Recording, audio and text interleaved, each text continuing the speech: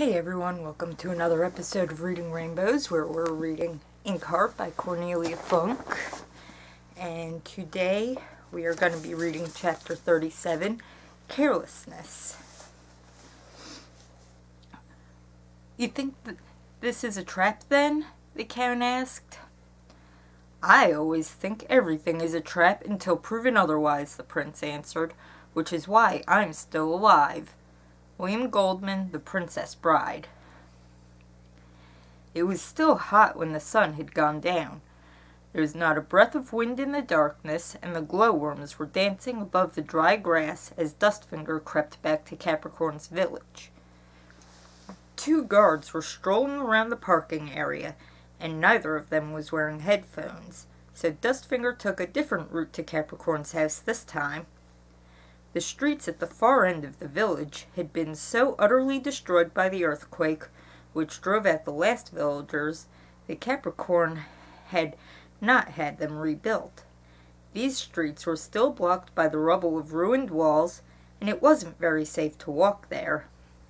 Even after so many years, loose stones might fall, so Capricorn's men avoided that part of the village, where dirty dishes left by its long-time inhabitants still stood on many tables behind dilapidated front doors.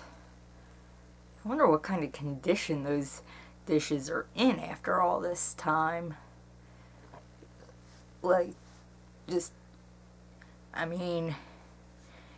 After so many years, there wouldn't really be a smell to them anymore, but just the fuzzy grossness of whatever's growing on that old food would be ugh. There were no floodlights here, and even the guards seldom came this way. Tumbled heaps of broken tiles and stones stood more than knee-high in the street that Dustfinger chose. They slipped beneath his feet as he clambered over them, and when he listened to the nocturnal sounds again, afraid the noise might have attracted someone's attention, he saw a guard appear among the ruined houses. His mouth was dry with terror as he ducked behind the nearest wall. Swallows' nests clung to it, one above another. The guard was humming as he came closer. Dustfinger knew him. He had been with Capricorn for many years. Basta had recruited him from a village in another country. For Capricorn had not always lived among these hills. There had been other places, remote villages like this one, houses, abandoned farms, even a fortified castle once. You can't really blame the guy for going for a castle. Come on. If you had a choice of, a house or a castle, which would you choose? But a day had always come when the web of fear, so expertly spun by Capricorn, tore, and the attention of police was drawn to his men and what they were up to. Eventually, the same thing would happen here. The guard stood still to light a cigarette. Its smoke drifted to Dustfinger's nostrils. Turning his head, he saw a thin white cat perched among the stones. It sat there perfectly still, its green eyes staring at him. "Shh," he wanted to whisper. "Do I look dangerous?" "No, but that man there will shoot. First you, then me." The green eyes went on staring. The white tail began twitching back and forth. Dustfinger looked at his dusty boots, at a twisted iron bar lying among the stones, anywhere but at the cat. Animals don't like you to look them in the eye. Gwyn bared his sharp teeth whenever Dustfinger looked straight at him. The guard began humming again, the cigarette between his lips. At last, just as Dustfinger was beginning to feel he would be crouching behind this ruined wall for the rest of his life, the guard turned and strolled off. Dustfinger dared not move until the sound of his footsteps had died away. When he straightened up, feeling stiff, the cat raced away, spitting, and he stood there for a long time among the empty houses, waiting for his heartbeat to slow. That is a very tense moment. You think you're about to be caught, and you're just like, don't move, don't breathe, oh my god, I'm gonna get shot, I'm gonna get killed. So, yeah, I'll give him, waiting for his heartbeat to slow down a little before he keeps going. No other guard crossed his path, and soon he was vaulting over Capricorn's wall. The scent of thyme greeted him, a heavy scent that usually filled the air only by day. But everything seemed to be aromatic this hot night, even the tomato plants and lettuces. Poisonous plants were growing in the bed just outside the house. These the magpie tended herself. Many a dead body in the village had smelled of oleander or henbane. The window of the room where Risa slept was open, as usual. When Dustfinger imitated Gwyn's angry chattering, a hand waved from the window, then quickly disappeared. He leaned against the grating over the door and waited. The sky above him was sprinkled with so many stars, there hardly seemed to be any space left for the darkness. That's an odd way of putting it. She's sure to have found out something, he thought, but suppose she tells me Capricorn has locked the book in one of his safes. The door behind the grating opened. It always squealed, as if complaining of being disturbed at night. Dustfinger turned and looked into a strange girl's face. She was young, perhaps 15 or 16 years old, her cheeks still chubby like a child's. "Where's Risa?" Dustfinger clutched the grating. "What's happened to her?" The girl seemed to be transfixed by terror. She was staring at him as if she'd never seen a scarred face before. "Did she send you down here?" Dustfinger wished he could put his hands through the grating and shake this silly little goose. "Tell me, I don't have all night." He shouldn't have asked Risa to help him. He should have gone searching for the book himself. How could he have endangered her? Have they shut her up somewhere? Tell me. The girl looked at something over his shoulders and took a step back. Dustfinger spun around to see whatever she had seen, and found himself looking into Basta's face. Dustfinger's mind raced. Why hadn't he heard anything? Basta was notorious for his silent tread, but Flatnose, who was with him, was no master of the art of stalking. And Basta had brought someone else, too. Mortola was standing beside him.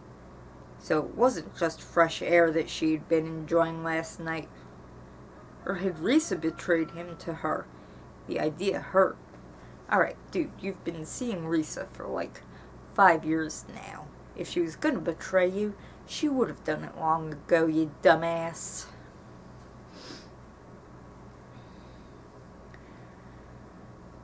"I really didn't expect you to venture here again," purred Basta, pushing him against the grating with the flat of his hand. Dustfinger felt the iron bars pressing into his back. Flatnose was grinning as broadly as a child at Christmas. He always grinned like that when he was allowed to put the fear of death into someone. "And what have you to do with the lovely Risa?" Basta snapped his knife open, and Flatnose's smile widened as fear brought out beads of sweat on Dustfinger's forehead. "I always said so," continued Basta as he slowly brought the tip of the knife closer to Dustfinger's chest. "The Fire Eater's in love with Risa," I said. "He'd devour her with his eyes if he could, but the others wouldn't believe me. All the same, to think of a lily-livered coward like you venturing here." "Ah, but he's in love," said Flatnose, laughing. But Basta merely shook his head. "No, our dirty-fingered friend wouldn't have come here for love. He's far too cold a fish. He's here for the book. Am I right? You're still homesick for those fluttering fairies and stinking trolls." Almost tenderly, Basta ran the knife across Dustfinger's throat. Okay, I'm sorry, but by this point, I'd probably be peeing myself in terror. Dustfinger forgot how to breathe. The trick of it seemed to have escaped him. "Back to your room." the magpie snapped at the girl behind him. "Why are you still standing around?" Dustfinger heard the rustle of a dress, and a door closed abruptly. Basta's knife was still at his throat, but just as the man was about to let the tip of it wander a little higher, the magpie seized his arm. "That's enough," she commanded. "You can stop your little game now, Basta."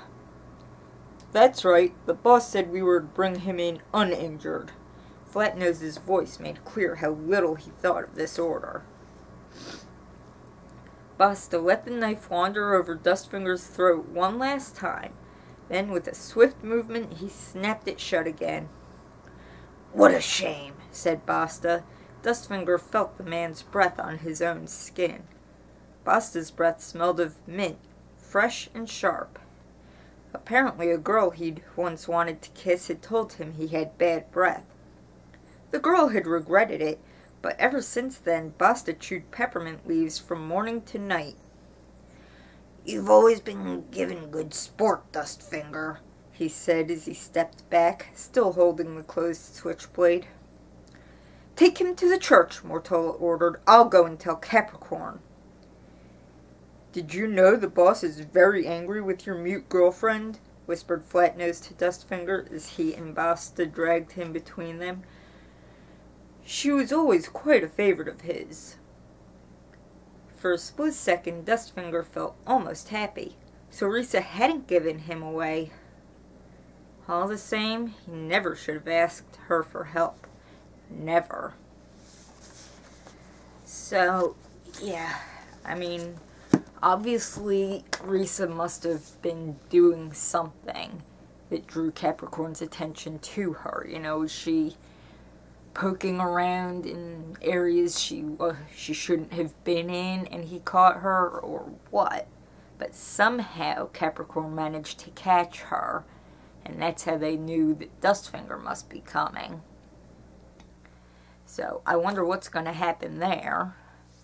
We still have to see how Maggie's plot to run away goes. You know, is she gonna somehow stumble into the middle of all this?